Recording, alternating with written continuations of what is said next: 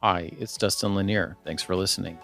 Please find me on LinkedIn for original public sector operations content every week. And please reach out to me if I and my team of procurement professionals at Civic Initiatives can help you be a public procurement change agent. Today, we're talking about the voice of the customer in public procurement and who is that and how do we serve them. I think it's an interesting topic. It covers everything from the agency as a stakeholder, executives, our vendors, customers. And so we're going to try to start working on that topic and involve some folks. Jenny and James, why don't you guys introduce yourselves? Sure. Hi, Dustin. This is Jenny Hedderman. I work in the comptroller's office in the state of Massachusetts. And it's a great question, the voice of the customer. Who is the customer?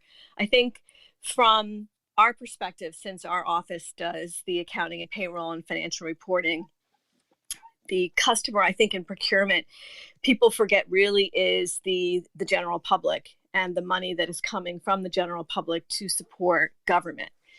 So the whole purpose in many constitutions across the country of procurement is really to provide an open and fair opportunity to similarly situated individuals and entities.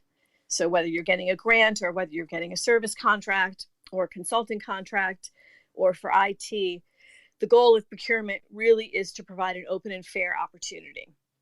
And then along with that, also get best value for the state as far as whatever customer is involved. And that could be, as Dustin said, the public, it could be the agency that's procuring the service. For statewide contracts, if it's done on behalf of all agencies, it's really to get the best value, globally across the state for certain services. So it's a great question. And I'm going to pass it over to James. Jenny out.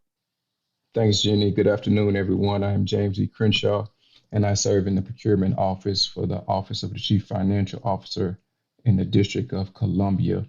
And I will just piggyback off of what Jenny said. That is my exact same answer. The customer for us is our taxpayers, the people we are serving to put programs, projects, and purchase goods, put those things in place. Those are our customers.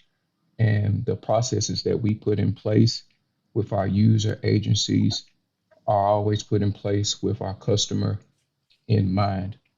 So I'll stop there and I'll let Dustin kick it off from there. So it's a multi-layered question. I think where it expresses itself is really in terms of the kind of processes that we set up to be able to keep that voice of the customer in it. I think that it's possible that when you are running programs, we get so overwhelmed with the tactics of the work and the process set that sometimes we can lose the customer in the process. We were doing an assessment recently where some of the processes were compliant, but yet the business side in that case, which was the department and the user agencies, were really describing the inability to get anything through the door in a time frame that matched the expectations that had been given to them by appropriating bodies. So James, I'll come back to you. How do you make sure that you're not just myopically executing the processes without taking into account the people who need your success to where they're not perceived as outsiders, but you're actually infusing them into the way that you build processes?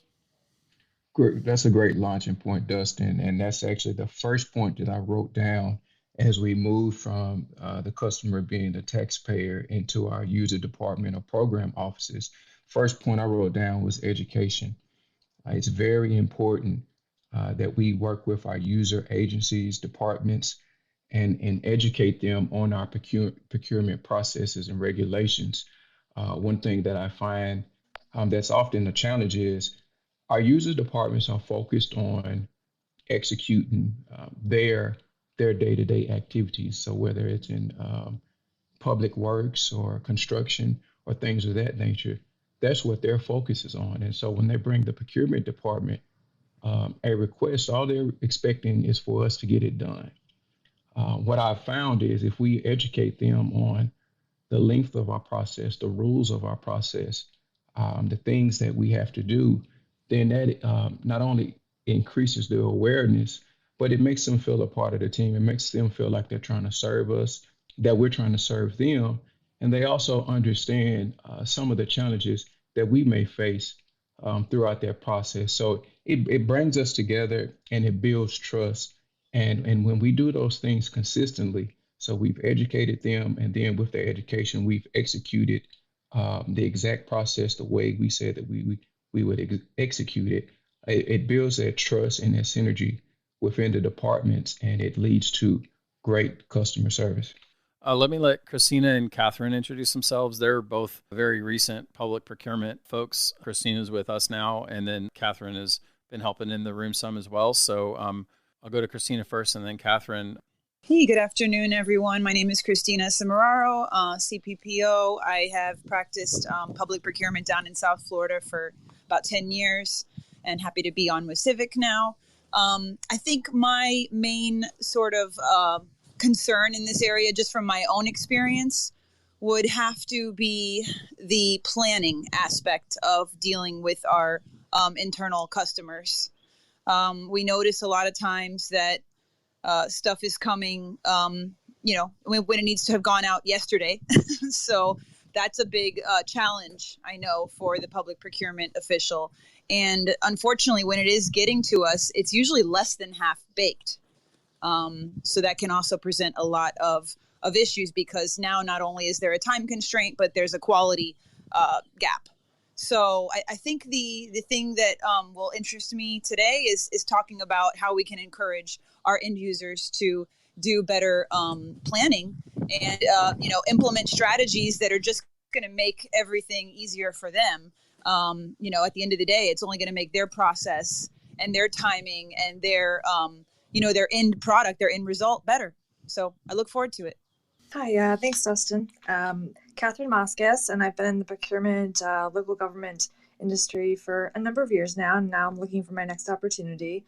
And I gotta say, it was exciting to hear that customer is being spoken about in public procurement. I know, and as Christina was saying, planning is super important, and oftentimes, at least in my experience, both at the local level and even on a regional level, planning doesn't happen soon enough. Once public procurement professionals get involved, it's usually, as Christina said, half-baked. There's definitely room for improvement, and I'm excited to know that this topic is being talked about and what can be done to get procurement professionals involved sooner rather than later. Well, let's stay on the primary technical customer of procurement, which tends to be user agencies, and then we can move around to other customers. When we've helped to rebuild procurement manuals and processes, a lot of times those documents, if they are in existence, they may well be a stack of policy circulars that isn't in a specific order, and it really leaves the end user to determine how to be compliant. And when we do procurement manual type work, we really start from a very simplistic perspective of, I'm the customer, I want to comply, I want to follow the best practice. The administrative code doesn't tell me the best way to run it, because the administrative code's purpose is generally to say what you can do and can't do and when there's a problem, but it doesn't describe a best practice. So we really try to redo those efforts to be more about, how does an end user that is the first customer of procurement, what do they need to bring to table, and what do you do and what do I do, and how do we do it together to advance procurement in this place? And I think that if you have good processes that tell the end user, set the expectation on what they need to come to the table with, so that they are able to be effectively work through the process, people are much happier. So Jenny, I don't know if in your role, like you're more on the legal side, but how do you, for that first customer and how they interact with you and how you set their expectations about how you're best able to serve them if they do these two things before they come to you, what kind of practice do you have with that? I'm lucky because I was actually part of the procurement reform movement that we did many years ago in Massachusetts. And one of the things that we built was flexibility into the process, so that we enacted a regulation that you could amend any part of a procurement at any time during the procurement, as long as it provided a better value to the Commonwealth. Not necessarily a better price, but a better value. And so that allows us to build flexibility into our procurement, so that, for example, if you go through a procurement and year two, the circumstances changed. like you have a pandemic or you have an economic downfall, or the types of services or goods that you need change a little bit. When you build flexibility into your procurement, you can take advantage of that and leverage that and update your procurement during your 3 or 5 year period. And we found just being able to build flexibility into what your needs are going to be is a huge plus. The other thing I think what we try to do is, the exercise I always like to do is a whiteboard, a simple whiteboard on a piece of paper or on a whiteboard on a piece of glass, and walk through from beginning to end what the process looks like and who are the stakeholders involved at every point in the continuum of that process. So for procurement to pay, who's going to be using it, who's going to be processing invoices, who's going to be asking for the services, the contractors that are going to be involved in providing the services. So once you identify all the stakeholders, then you have to somehow include them in the process. And by doing that, you're going to understand what it looks like, and then what are the pros and cons and the hiccups that potentially are going to come up during that process. That simple step often includes organizations and entities and ideas that might not be included if you don't kind of do that run through. So that would be the best tip as far as planning. And then your budgeting, building that as an overlay. When are your budget dollars going to be available? Have you asked for them yet? Are they federal funds? Are they a combination of federal, trust, and state? And how does that impact both the timing of when you do the procurement and the availability of funds? So those things, I think those would be our recommendations for what we've done, which has really helped improve the procurement. Jenny out. And one of the basic things that we have done and we continue to do, because I believe that, and I'll say we believe that we should always be looking at our processes, is updating our forms that we require to be submitted to us from user departments. So we have what's called a procurement action submission form, and literally it's filled with check boxes, and it tells user departments everything that's required down to a bidder's list that we need to move forward with any procurement.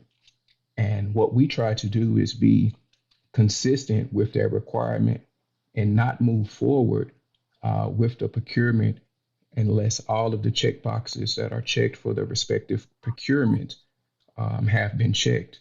What we found is when you move forward and all the check boxes are not checked, and you potentially put something out for as a solicitation, you end up with more questions, more problems. And our user departments have become conditioned and now appreciative of our consistent approach of saying, hey, let us help you get everything you need up front. Let's take our time and do it correctly, so that the procurement process, once it's rolling, it can be as efficient and as effective as possible. So just basic check boxes, forms for your user departments are very important and very helpful for my group. We helped with a redesign that was about the IT procurement process, where it was sitting between the CIO and the CPO. And we did a couple of things there that I thought I was pretty proud of. One was collect the information that you need at the time to take the action. So if in order to get things basically started in the process, we needed information in a Form A, collect that so that we can get moving. And then if it's going to need a deeper review, or if it's a deeper size, then we can ask for a level B. But level B should not report any information that was collected in level A, because that makes people frustrated when they have to fill things again. And then ultimately, however many pieces of information we gather should all feed forward into our RFP document. So if we know that we have a modular RFP template that we're driving to, we collect information that's going to be used in the future. And I think a good part of message there is we're not saying that the planning process is going to be completely painless, but we are going to commit that it's going to be useful. We're not going to ask you for things we're not going to use, and we're not going to ask you for things that we're going to throw away in the future. And people are much more responsive when they feel like you're not wasting their time. Another important characteristic of that particular one was allowing the end user to see what the status of their request was and how it was being seen. Is it with the CIO group? Is it with the CPO group? And in a different assessment that we did, we calculated at one point that like at least 60% of the inbound phone calls to the procurement shop were some form or fashion of, where's my stuff? So if the end user can be informed, can know that what they're being asked to do is all leading towards the actual outcome, and that they can see where their stuff is with some self-service level, I think you're a dramatically better customer service approach with that particular customer. Now let me ask a different question. Are vendors customers of the procurement department? Absolutely. And Dustin, again, that was my next point. I was going to say, let's think about our suppliers as well. And I want to share some things that we do to work with our suppliers and let them know that they're our customers and we care about their efforts as well. On a previous Clubhouse, one of your podcasts, we spoke about industry days and things of that nature that we do for our suppliers, where we actually bring them out and we give them a full rundown of our procurement process, explain to them about our required submittal forms. We explain to them how our insurance department and our risk departments will be reviewing their financials and things of that nature, so that they have a full understanding of what to expect when submitting bids and proposals.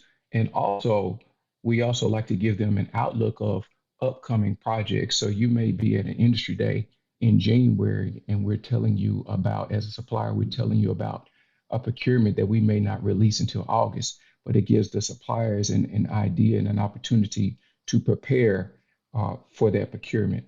Another thing that we do in trying to think about our suppliers is we try to trim down our RFP documents so that they only have what's needed. And so we're really hard on our user departments on fluffing scope, fluffing requirements. We want our suppliers to see an RFP document or a bid document and not be intimidated. You see a 200-page RFP for buying police uniforms or something like that doesn't make sense, or for your basic needs. So that's another thing that we do to try to let our suppliers know that we're looking at them and we want them to participate, and we care about their participation as well as them being successful.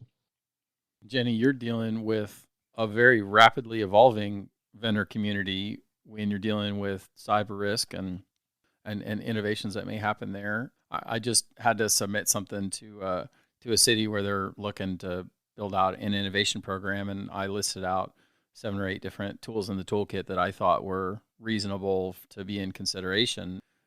It's not just suppliers that are currently doing business with us, it's people who may want to do business with us, either somebody who's doing something innovative or maybe one of our DEI targets.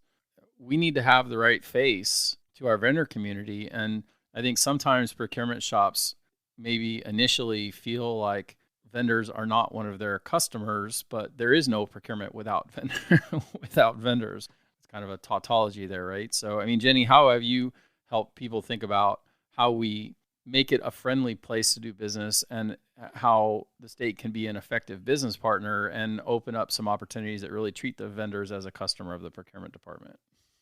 And Dustin, that's such an important part. I think that now more than ever, I think the landscape is changing with the relationship with vendors. It has to be much more of a partnership and not just, I'm just going to go down to a storefront and buy something.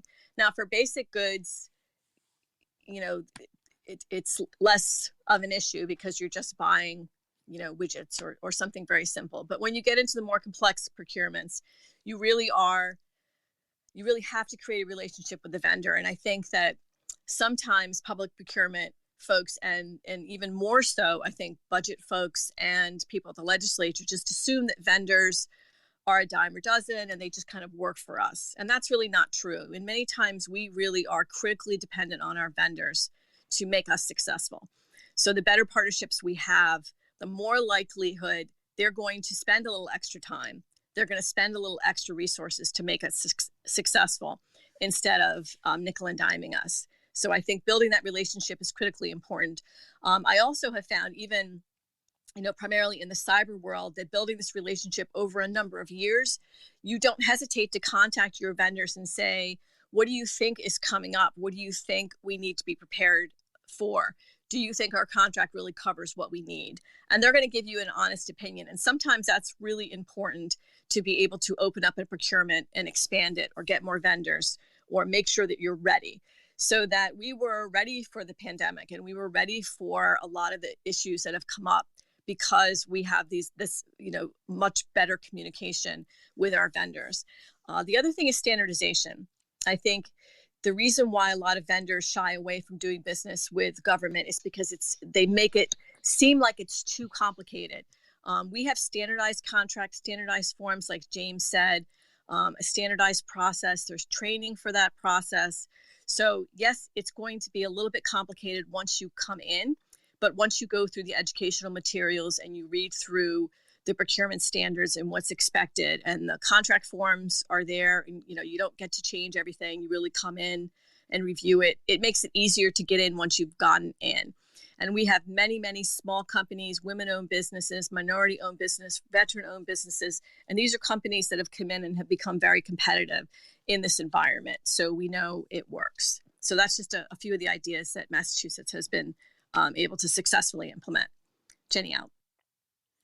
Jennifer, Sulentic, I know that you both are helping do some interesting things on your own vendor side, but you've been a vendor and have had other experience in the past as well. So what thoughts do you have on how you know if the procurement department is treating you as one of their customers?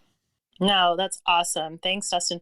For the topic today, I really appreciate you guys focusing on this, because especially like Dustin, you mentioned, having been on the supplier side, it can be very challenging and frustrating. And unfortunately, we really find that unlike a lot of the panelists today, a lot of procurement folks don't look at the vendor community as part of their resource network. And that's something that I would really encourage. But it also has to come from the supplier or the rep. They have to provide more to you than a sales pitch. And that's something during my years at US Communities and during my time at a company that was a vendor to the government, that was a main focus of mine, was really how can we have a conversation? How can we add value? And how can we be the end user that can make your lives easier?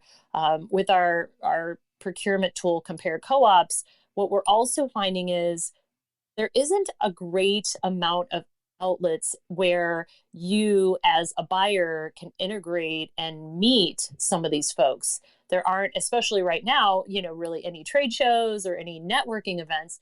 So there's a lot of folks out there really struggling. How do we make that connection? How do we understand what the buyer needs? And that's what we're really trying to accomplish, is getting, leveling the playing field and allowing buyers to find and access new companies and new folks out there who can show their value and really allow end users within an organization, not just in procurement. A lot of end users we hear about in IT or facilities really like to do their own thing. And I know in a CPO's office, that can be tremendous frustration. But creating tools like we've created, resources, Dustin, like Civic, to be able to bridge that gap between not just the supplier community, but also the end users within the actual organization to the procurement office. So that was a lot to add. So thanks for the outlet, and happy to be here. Jennifer's out.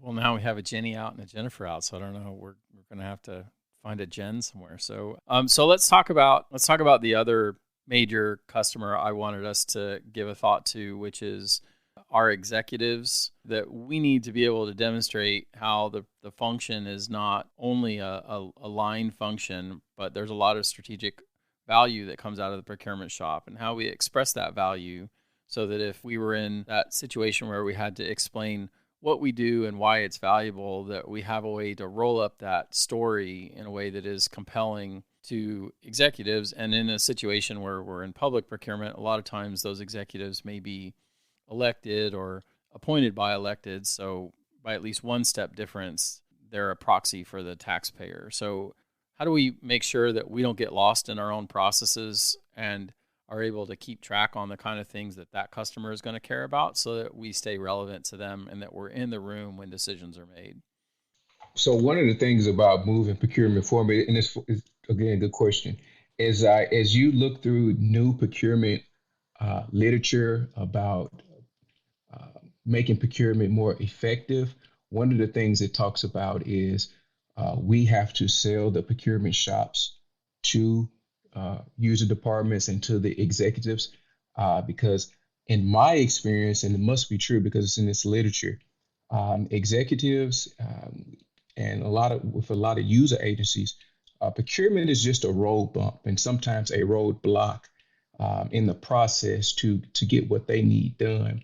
And so one of the things that we find important is we have regular updates, and not just your basic, hey, this is what we have going on meeting, but true, here's the value that we've added to your respective organization or the areas that you're responsible for.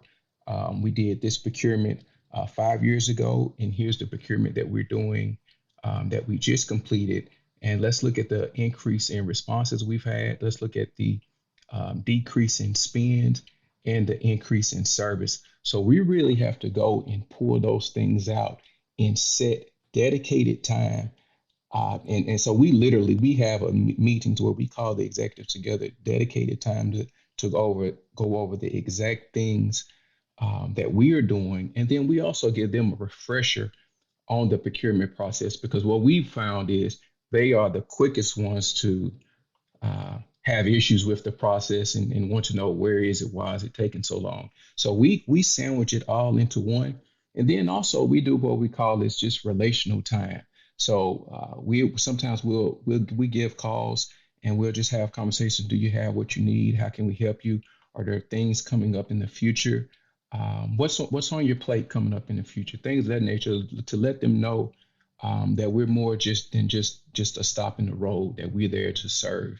And we found that the relationships have grown well using that practice. Jenny, you have a different kind of reporting structure because you're assisting with procurement, but you also have some very specific program areas where you could probably never spend enough money on cybersecurity if you wanted to get down to it. So how do you keep that executive who maybe doesn't have the cycles to know every single aspect so that they are getting value from the work? And that's a great question. I think that similar to what James has said, I think you have to really kind of step back from the process. And from our office, we oversee accounting and payroll, internal controls, and financial reporting. So there's an audit component that is going to come up in this process at some point. At the end of the food chain, when you've done your procurement and you procured your services, then you're going to have people challenging what you did after the fact. Even if you did a perfect job, you're going to have the public, you're going to have the legislature, you're going to have interest groups, and you're going to have auditors at various levels. So what we try to do is in our internal controls point is have two things in mind when you're doing a procurement and whenever you're doing any kind of state operational services is your goal needs to be fiscal responsibility. You need to be able to demonstrate that you were fiscally responsible with the money that you had and you got the best value for what you had. And the second point is that you are going to be audited. So you have to be thinking with the mind that you're keeping documentation all throughout the process that demonstrates the value and demonstrates compliance, both with the procurement process, contracting, and whatever internal rules you have. So if you think about those two things all the way through the process, you're going to be in a better position because you're going to have documented the decisions that you made. And if you've made, if you documented it, you're going to have less trouble in an audit than if you have no documentation. And if you document how it's fiscally responsible, that's the information that the legislature and the public and any interest groups want to know. They want to be able to see that you've demonstrated value. And that's those are the two considerations that I would say really help anybody wherever you are in that process. Jenny out. I see Victor in the audience, and he's going to let me pull him up for a cameo. So here we go. Victor, quick intro for those who are on the podcast, and then please chime in with some thoughts in this topic. Certainly. Thanks, Dustin. Victor Leamer, senior buyer for Spokane County in Washington State, going on my 4th year here, and then 30 years of public procurement experience with the state of Alaska. And I really enjoyed this topic, and I apologize. A meeting went long, which is something very strange when it comes to procurement individuals. But a meeting went long, and but I just sat back and listened to most of this, just shaking my head in agreement that, and I've got 3 quick points in regards to customers that are kind of like cardinal rules to me. Back in the 70s, a particular car company used the slogan, customer satisfaction is job one. And that's very relevant in my office, and I think in the professional procurement world too, is that the customer, and the customer to me is defined as anybody that calls, shows up at my desk, or sends me an email. That is my customer. And getting them the information they need, or letting them know I'm getting that information in a timely manner is imperative. They're having enough information, knowing that they're being listened to and cared about, will go a long way. I am a Bosch fan, detective book series, and now a TV series on, I think, Prime. But Detective Bosch has a saying. He says, everybody counts or nobody counts, in the sense that whoever's asking a question, whoever's filing a protest, it doesn't matter. You have to listen to their side first and find out what they really need, which sometimes requires not just listening, but asking clarification questions. And my final comment is from that growing up in Alaska with the Coast Guard, I'm very familiar with the term, the term Good Samaritan, and that's somebody who shows up to offer assistance. And that's kind of my role as a procurement professional is defining who's my neighbor. And again, it's how I define a customer, and helping them out to get what they need is my role. So customer satisfaction is job one. Everybody counts or nobody counts. And being that good Samaritan is very important in our role. And I'm going to try it. Victor out. Well, usually I clip those, but now I'm going to have to leave them in since we've started a theme. Excellent stuff, Victor. Really good ads. I really appreciate you jumping up. What's the latest NIGP radio NIGP issue, or when's the next one? Perfect. Well, I'm just putting the final edits on the video. It's kind of a mega show. Usually they're 30 minutes long, but they're 45 minutes. And this month's topic is resiliency, in how we've, in the sense of procurement, have come a long way with COVID. How do we maintain that? How do we keep that? We've got a seat at the table now, and how do we keep that seat there? And that's going to be at the this will be issued 1 week from today at NIGP's YouTube channel. I encourage everyone to check it out. Good stuff. Christina, any final thoughts from you on any of these topics or anything related to procurement, infusing that voice of the customer into its activities? Yeah, thanks, Dustin. I would definitely echo what everybody else has said on here. I think it's been a lot of great contributions and great points. And I would kind of tie some of that up by saying just not to be afraid of getting to know your customers. Again, whether it's the internal client or whether it's the vendors. I think what I've observed in government can be kind of a cold setting. And I think if you aren't too much of an extroverted person and say you're a buyer or an agent or a manager or director, I think it can be hard to kind of start that conversation, whether you're new in a role or even if you've been there a while, to say, hey, what's on your plate for the year, either with an internal customer or, like I said, a vendor. Maybe you have a vendor gathering once a year or so forth. But I think people are scared to get to know their customers sometimes, and they think that if they do that, if they have regular meetings and regular engagements, that it could lead to more work for them. And rightly so, I understand that fear.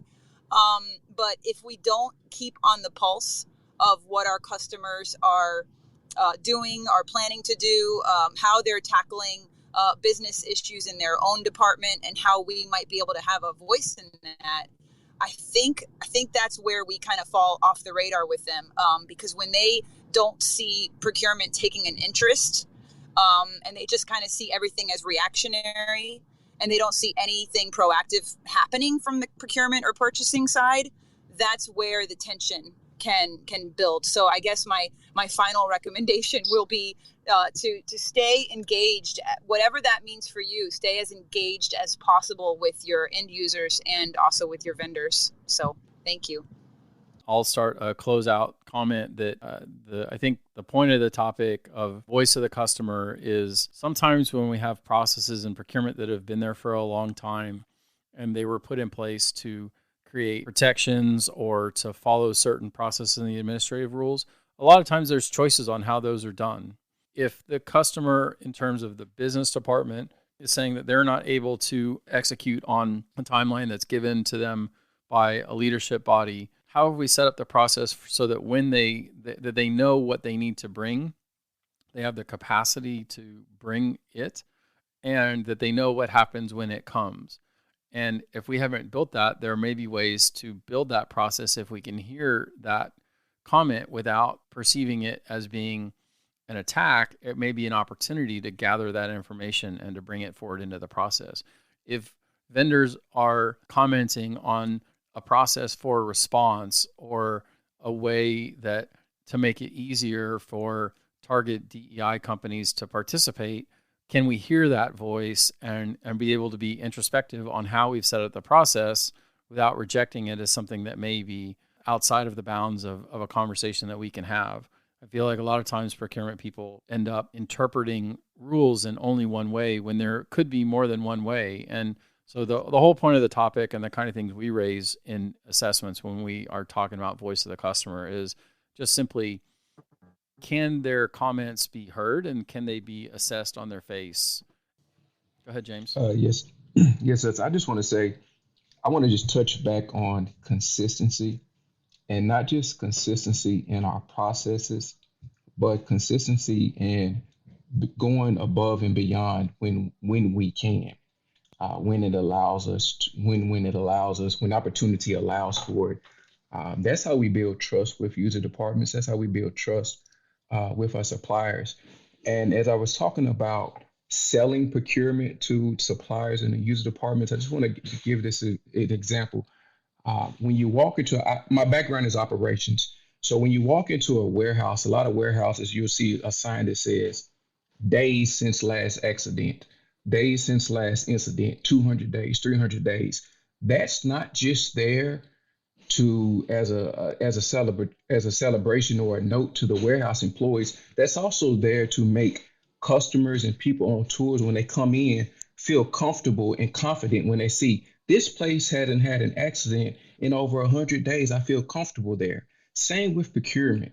We have to go to our user departments and say, hey, want to let you know, over this course of this year, we were never outside of our KPIs for your needs. Here's what we did for your department this year. Then we need to go to our suppliers and say, hey, we brought on 20, 50 new vendors this year, and we awarded X amount of new contracts. Our door is always open. We want you to know that. We want you to know that we're serving the user department, we're serving suppliers. If we don't do that, we will remain just a stop on the path. James, excellently said. Great way to take us out. I'll note, if for those of you who noticed that Jamie's high energy voice wasn't here today, she sent her apology. So we'll get her the next time around. We do these every couple of weeks, depending on topic. We will try to stick to this Wednesday at 1 Eastern time frame, since it seems to work for people. With that, let me thank you guys all for being here, and look for us next time.